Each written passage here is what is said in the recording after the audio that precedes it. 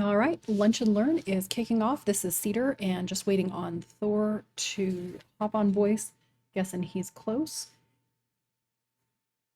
So I do record these sessions and post them in my YouTube channel if you miss them or wanting to review and go back and look at charts.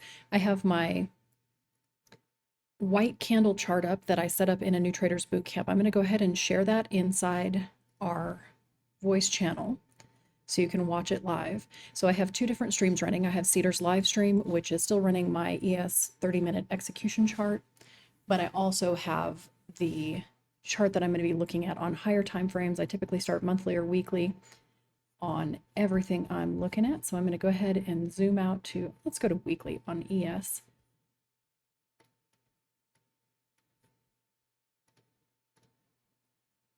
And I'm going to shoot Thor a quick message just to make sure he's hopping on.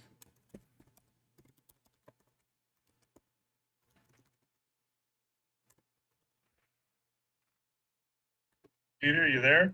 I am. Hey, Thor, how's it going? Hey. And I'm on time today. Woohoo! Both of us. It's like magic. Yeah. I guess we can just start right in. It looks like we have enough already. Okay, perfect. All right. Hold on 1 second. Starting out with DraftKings, DKNG. I'll let you start. Let me turn my speaker on. Which one was that? DraftKings, DKNG. Hold on a minute. These people aren't listening. I'm going to go ahead and post it Okay. in announcements as well.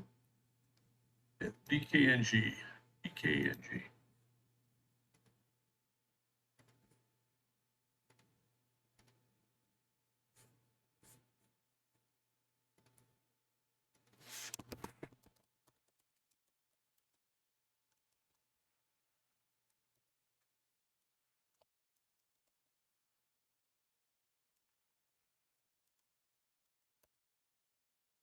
You just aren't listening. What happened? Well, I mean, I'm telling them to stop talking about this other stuff. We need to go back to trading, and they Oh, just yeah. keep talking. So done with politics talks, guys. You'll end up muted for a little bit. So we're here to discuss charts and geopolitical things that affect the charts, but not anything beyond that. Wait, one more thing. I'm sorry. It's okay.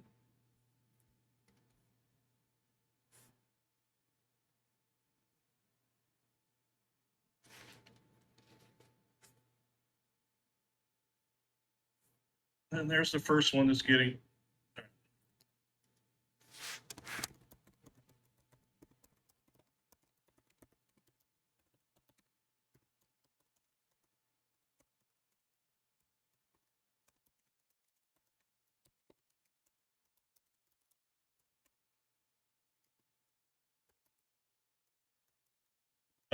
DKNG, that was one that I liked, and I played it all the way up till a certain point,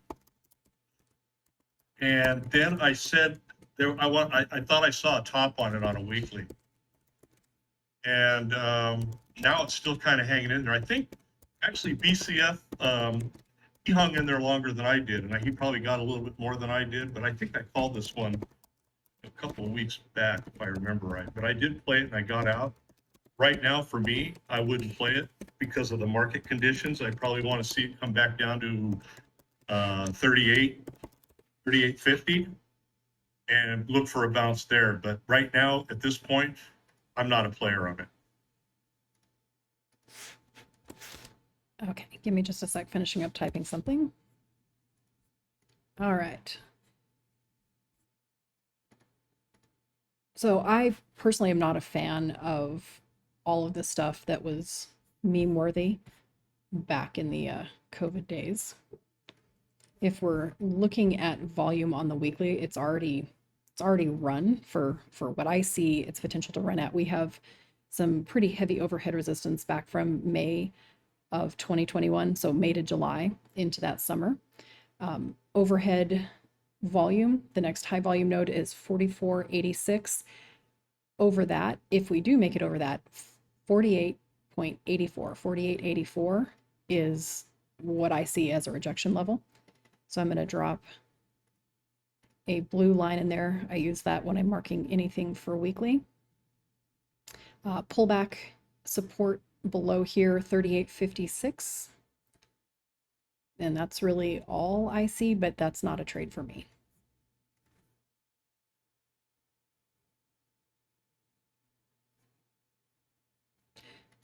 And I try to reply inside the Lunch and Learn thread with a chart so that you get tagged once you've posted it.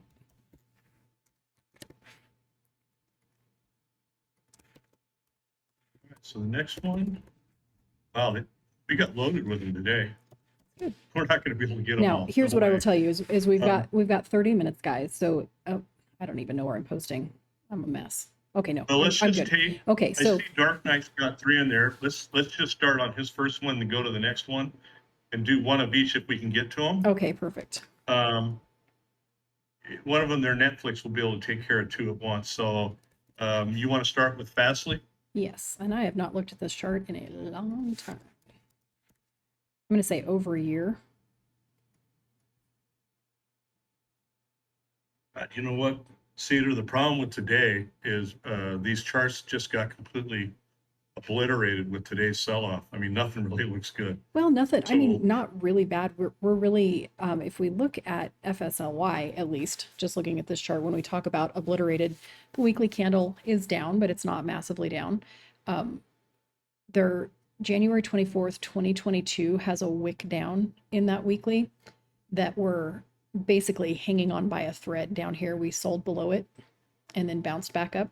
So I'd be looking at overhead a range of 28.22 to 28.92, somewhere in there, as really, if it does not, if the overall market doesn't continue to sell off, to be able to bounce potentially. If this does pull back, it's headed into 2086. And then below that, you lose 2086, it's like 17. And if things get really wild and we shoot up overhead, the next real overhead resistance beyond that 29 or 28.92 is way up at 40.12. So lots of potential. I can't trade this here because of where the overall market is, all-time highs on indices, general pullback. We missed the adjusted CPI print that they moved to 3%, that used to be 2%, and we missed it this morning, which means we are not in the best situation that they hoped they would be able to fix, but with that adjustment. So I'm out on this one as well.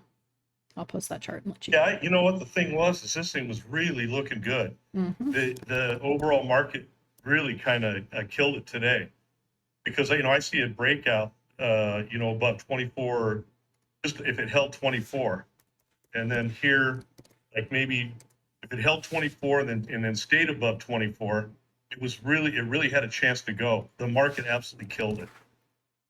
The market action. So I'm not a player on it right now either, but if it comes back up and holds above 24, it's worth trying to see if it'll break out again. But right now, it's not that it's bad, it's just the market's bad. So I'm out on it as well. And I've heard you say this over and over again, and it's worth repeating. Even if you're not trading SPY and QQQ, it is worth noting what they're doing, because they potentially are going to give you some heads up on individual names and individual tickers. You can make more money trading them.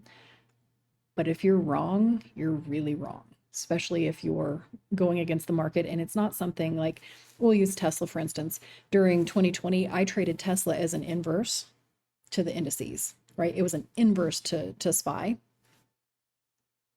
in a lot of ways. I could use it better than I could VXX at the time, which was the volatility measure I was using at that point. And now is probably not that time for that to be the case for most tickers. We are going to find some that have relative strength, but make sure you're following the ETF that is most closely aligned with what the industry, or what, if it's something that's in the tech industry, you should know where QQQ and SPY are, regardless of what you're trading. Next one is Netflix. Yeah, that covers two of them here, so we can, think you're next. Yeah, okay. Oh, wow. No, I think you're next. I just did the last one. Yeah, I did FSLY first. Me or you? You. Tag, you're it. And I like this for, I like this as a possible short, actually. If it doesn't get above where it's at right now at 555, I'll say 50. If it doesn't get above there and hold, I think it fails. I think it comes back down to 500, maybe 545. It has room to come down a little bit. If it doesn't get above, I'll just say, if it doesn't get above 556 and hold, it looks like it's a short now. So I've got a broadening formation drawn on it from a previous charting session. Who knows when? And you can go back and search inside this thread and see those previous videos and charts. For me, overhead, we've got 563.42 still. And then below us, if we lose 551.77, I've got nothing until 503.88. I mean, I guess there's a little bit at 520, kind of, but low volume. We've got a low volume area at 503.88 that is begging to get filled, which will take us probably underneath 500 to 485. So it does look like a short to me, especially if we've got overall weakness in the market. It's definitely not a long.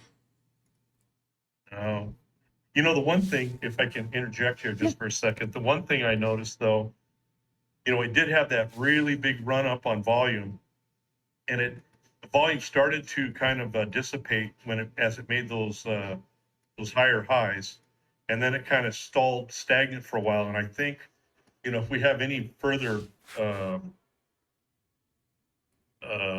weakness in the market, I think this is going to be one of the ones that will be the first to go. It really looks like a short. And I think your numbers are right in there on what I think as well. Down to, it might stagnate a little bit down around 545, somewhere in there. And then I think it's all the way down to 500 would be the next stop. Yep. And then down to 480. But it's got some room to head down. I might, you know, this might be one you can pick up a couple months out, leap at about 500. Yeah, or, like 3 months 480, out for an probably expiration. And swing that puppy. You just make Yeah. sure you're buying time on them if you're taking swings. Time is Yeah, I mean, if your you were benefit. to short it, I would,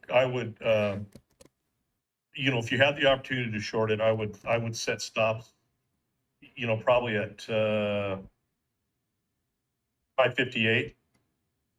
How does that sound, Cedar? I'm looking, just kind of throwing something out there, running my cursor around. I'd say cover your foot if it gets above 558 again. Let's see here. I have a little wider on that. 563 for me is the level. If we get above 563, there's some pretty good volume there. Then I would definitely, and that's a pretty wide. That's one of the reasons I'm saying buy some time on it. But Netflix moves pretty decently. Buy some time on it.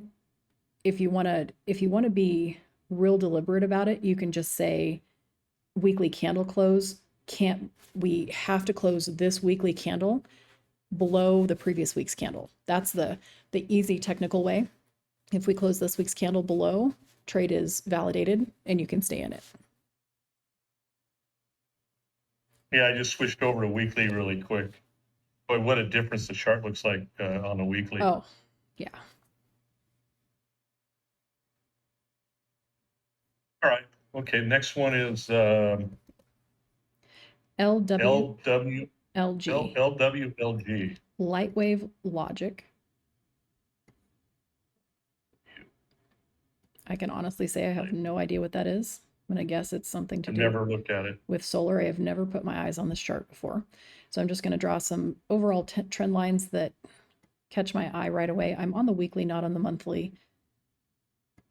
I'm gonna go to a weekly because I don't like the daily. Yeah, the daily you can't even look at. So we have overall support here at $4.39, 4.39. However, underneath here, we've got so many touches at $3.85, 3.85, with almost no volume. It's really interesting to see this much recent wicks down. So those are the shorts covering as they're buying there. And that's what it looks like when you've got a huge spike up, and this was December 2021, and this is somebody just slowly, and I say somebody, multiple somebodies, multiple short positions. This is what it looks like when somebody is selling gently their short position, aka buying, but not letting it spike up too much. As soon as it spikes up a bunch, they let it breathe, come back down, start buying again. It spikes up, they let it breathe, come back down. It's almost magic if you want to study what short covering looks like over an extended time frame. That being said, this is a hands-off chart for me. Overall volume point of control is, I don't even know if I want. Yeah, for me, I actually see a possible opportunity here, but it's a long ways away from where I would take the opportunity. I think if it gets down to around $4, I'm a buyer on it because it looks like it's trying to set a bottom, and it's sat right there. One on the weekly, just on the weekly, it's touched 1, 2, 3, 4, 5, 6 or 7 times on right around that $3.95, $4. I'd be a buyer on it at $4 for a bounce. I mean, everybody knows I love bounce plays, so Absolutely. this one I'd give a try at 4, but I would set stops probably at probably just in case you don't get stopped out on a hunt. I'd probably stop it at 475. Now this I'm is sorry, 370. this is a low volume float. So volume is 314,000. Our 10-day average volume is a little bit higher, 575,000. So that's another strike against it for me. I don't trade them under $1 million. And even $1 million for me is a little small. I like a lot of volume and a lot of liquidity. So yeah, this is where you're going to see some of the differences between what Thor and I will trade. A lot of times, even though we come from an extremely different trading background, you'll see a lot of confluence in our levels because volume and price action is volume and price action, regardless of how you arrive at it. But I won't trade low volume stocks. Yeah, for me, I don't mind low volume, but I know exactly why you don't, Cedar, and that's with the manipulation that can occur. You can just sure. get smacked. You can get your trip to the spanking machine can be significant, and Right. I like things that are calculated to a fairly high degree. So I'm not risk averse, but I like calculated risk. Right. The only reason why in fact, when I play plays like this, I've said it 100 times, 1,000 times, is I look for volume to come in because once volume comes in, it's harder to manipulate for these people that are Yep. pushing it around. Exactly. So right now, so- very small, medium-sized fish, not a whale, can flip this thing around like nobody's business. So they're in there playing their games, and you don't know what their game is. And there could be somebody who controls half of this float that has an agenda that you're not aware of, and you get caught in the mix of it. And that's just not I have lots of things I'd rather be doing than be messing around in somebody else's game. Exactly. Yep. I agree with you on the low volume on a stock, but I'll still play them if the conditions are right. All right, next one, Robo has 3, ELF, PFE, CVS, and KSS. I think we should do ELF because I can't say off the top of my head what that chart is, so we haven't seen it in here ever. And the other ones we have, although not super recently, but what do you think between those 4? Yeah, let's do ELF. I've never heard of it. At least I don't know that I've heard of it yet. And I think it's your turn. Although when I bring up the ticker. Right. Oh yeah, never looked at that. Elf Beauty. Well, look at that. Oh, wow. Somebody made money on this one. A lot. That's a beautiful chart. I mean, literally, like, almost tears to your eyes. Beautiful. Yeah. Hmm. Got it. The problem for me when I'm looking at this, I feel like I missed it. Now I'm chasing it. Yeah, Oh, no, it's I'm definitely a not, chase. I did miss it and I am chasing it, not feel like it. I am. Yeah. Uh, The pullback to buy this what a hard, was back at the end of 2023 when we had the general market weakness, is what I see. Like I'll put this on my watch list just to see what it does, but I can't trade it up here. I'm gonna go look. no, it's kind of like you missed the boat. Right now, you're gonna have to watch it for a while and watch for the profit taking and then the buyers to come back in and try and find a spot to ride the wave. I think I've heard of this before. Uh, I'm not positive, but I think I heard of this before. It's like a natural beauty. Um, I'm gonna have to look it Yeah, up. it I think IPO'd that's what in this is. middle teens, but I can't say that I have heard of it. Well, maybe I've heard of it. I've definitely never looked at this chart. So looking at levels below, I'd be looking for a dip buy in the like 155-ish range. So some type of pullback with a stop on a weekly close underneath the 10 moving average, and that is 155.72. So I'd be looking, if we saw some overall market weakness and saw it continue to sell down, weekly closes are going to be key here. Below that, we've got 144. If this makes it anywhere near 137, I'm probably a buyer for a long-term position.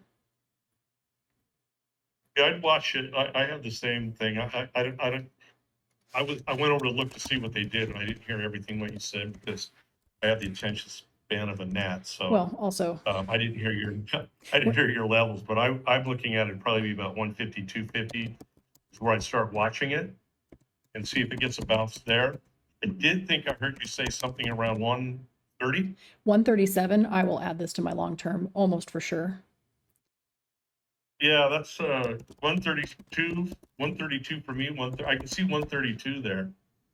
And you're probably looking at something, let's see here. Yeah, I have between 132 and 137 to step into it. So yeah, it looks pretty good. They're doing something right. Otherwise it wouldn't have went straight up like it did. Yeah, the range I put was 133.42 to 136.83. So that right there, we should, if we can make it through 144 on a sell, that's, yep, I'll add this to my long term because this is underrepresented in my portfolio. Yeah, it looks good. It's just too bad you weren't in it already, right? Yep. All right. Dang it. What do we have next? Forgot to reply there. Tesla. Okay, we have done Tesla over and over and over, and I'm going to say that where we are right now is exactly the last time we did Tesla. You can go back and watch that video. I think we should pick up some other names. And is that the last one? No, let's move to AVGO. We have done Tesla a bunch, and nothing. Yeah, I will say this about Tesla. Everybody knows I've been calling it short forever, and I love the company, but I'm still calling it short until it proves itself otherwise.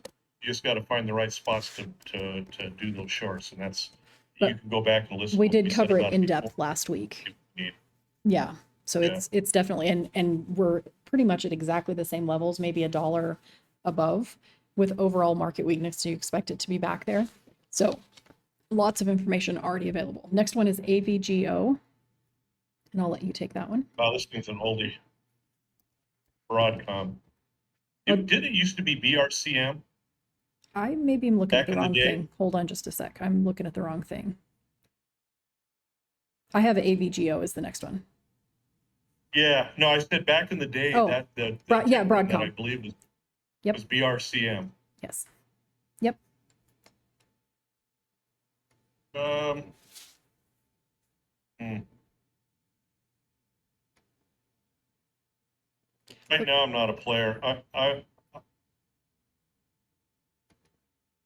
It looked like it was starting to get weak yesterday, huh?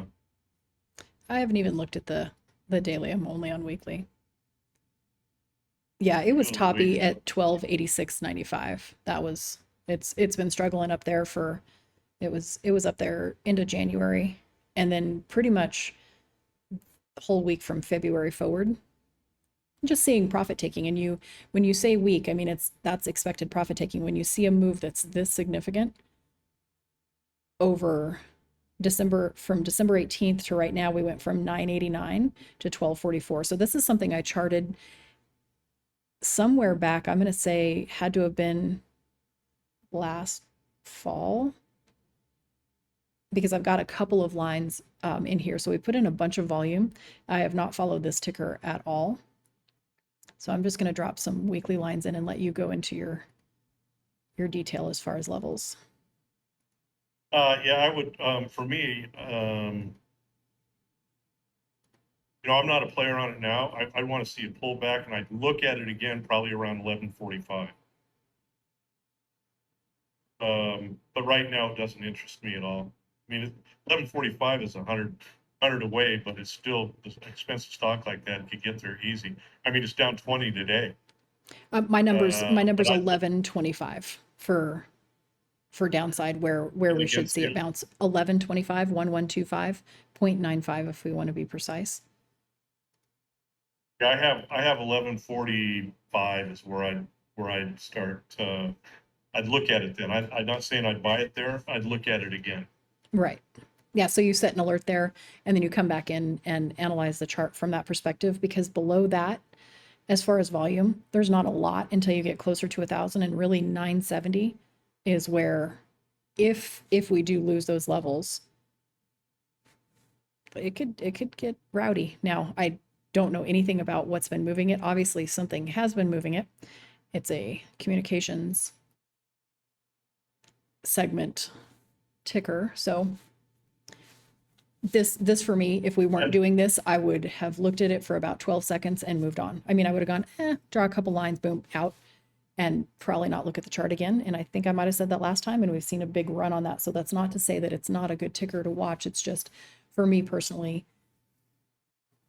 I'm already yeah, decently you're represented right, in this Cedar. area. I wouldn't even look at this to give the details that I did. I'd look at it and move on, and maybe if it come back up again, I'd look at it more. But the chart doesn't. In fact, I went right to a weekly to see if it looked better.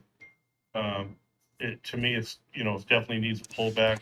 No interest for me, and I wouldn't have looked at it for very long either. And that's one thing for those of you that haven't listened to us do this. We don't look at these tickers ahead of time, and you posting them ahead of time won't make us where we go look at them and do our analysis ahead.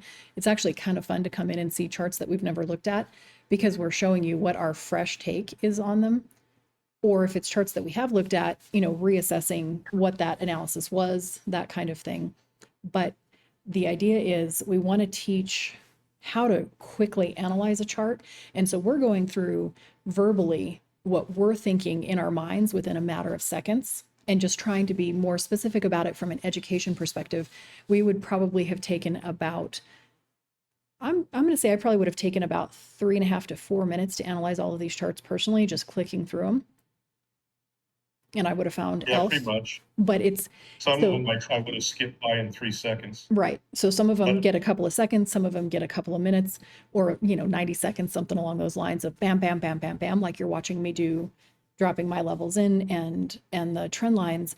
So the idea is to teach it so you can kind of see more, you can hear more of the narrative of what we're thinking and how we're processing through them. I'd rather look at a chart fresh without Yeah. doing any kind of analysis on it than when we're doing the lunch and learn, because my first impression when I absolutely just first look at a chart, within 2 seconds I know if I want to look at it more. And if I don't want to look at it more and it's something that was requested, I'm going to tell you why I don't like it. If Right. it's something I do like, I'm going to start looking at it longer, and it takes me a little longer to tell you what it is about it I like. Okay, But time for it's always for me the one first more, impression. if you've got it. So I would like to go back and pick up Dark Knight's shop, because we haven't done that one in a little bit, and I think it's your turn. I can't remember now. Now I have What's that Sierra. now, Cedar? Shopify, SHOP. Yeah, let's do one more and that's gonna be it. Yep. Yeah, that's that time Yeah. for one more. And just picking up that first person that posted multiples. And if you guys have more tickers you want us to review, make sure you're not waiting until right before, because then you end up kind of at the end of the line. And I hate to say it, but we have 30 minutes and we're kind of tight on it. So it definitely helps us. I'll let you start with shop because I have charted this for multiple times for the channel before, but I think it's worth hearing what your feedback is. You know, as soon as I looked at it, as soon as I opened it up, my first thought is, this is SPY. I mean, it looks exactly what almost like what a SPY chart looks like. It dropped, gap down big time, and kind of recovered a little bit. And it's still got that candle reject today. I don't like it. If that candle pattern holds there, the candle reject, it's probably going to fall even further. But that said, it probably it's probably going to follow SPY. And if you look, I can see some support like at 76.50, just above 76.50. And if I drop on that candle, the low today was 77.16. That's probably why it bounced today. Well, it also could have bounced because SPY bounced a little bit as well. I don't like it. I don't even know when I'd actually look at it. If I was forced to, I'd probably look at it at 75.50 again. But it looks like it may have some momentum down. That's all I have to say about it. I just reposted my chart from the last time I did levels for Shopify, and I had a range from 75.64 up to 90 to 92 essentially, and we've basically been partying in there since then. So really watching, I think we're going to put some volume in here. I would be surprised if we didn't bounce at the 73.53 level. If we don't, well, there actually is one little change in here. I'm going to move that up just slightly. 63.81 is the highest volume area below there, but if we lose 73.66 is the next one below. So I'm going to add that chart. So a lot of this is going to have to depend on what geopolitical stuff does or doesn't unwind and what the overall markets do. But it's definitely very likely to follow what SPY is doing and not likely to be a counter trend trade like Tesla was during 2020.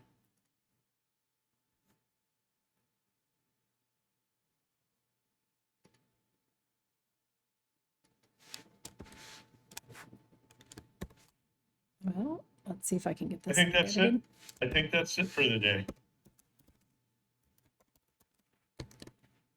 All right, perfect. I just added that second chart into that post. So I put the old chart that I had from a previous, and then the new updated chart. Not a whole lot changed inside.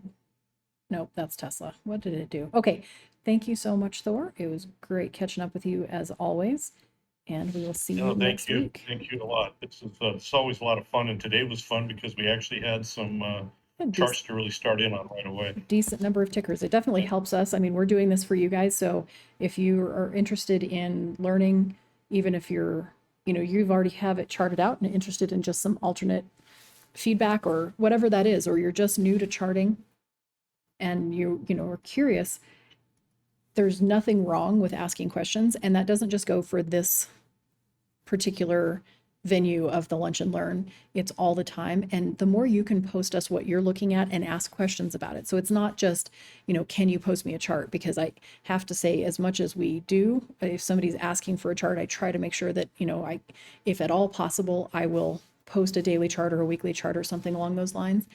Sometimes I'm in a trade and can't do it. And so we are actively trading our accounts throughout the day. So if you're looking at something and then we can look at what you're looking at and give feedback on it, it definitely helps you learn more to have your hands on the charts and doing your own charting and then learning from us as well. So thanks for hanging out with us, guys. And I'll see you back inside just regular voice without the recording on shortly. Thanks, Cedar. Thanks, everybody. Appreciate it.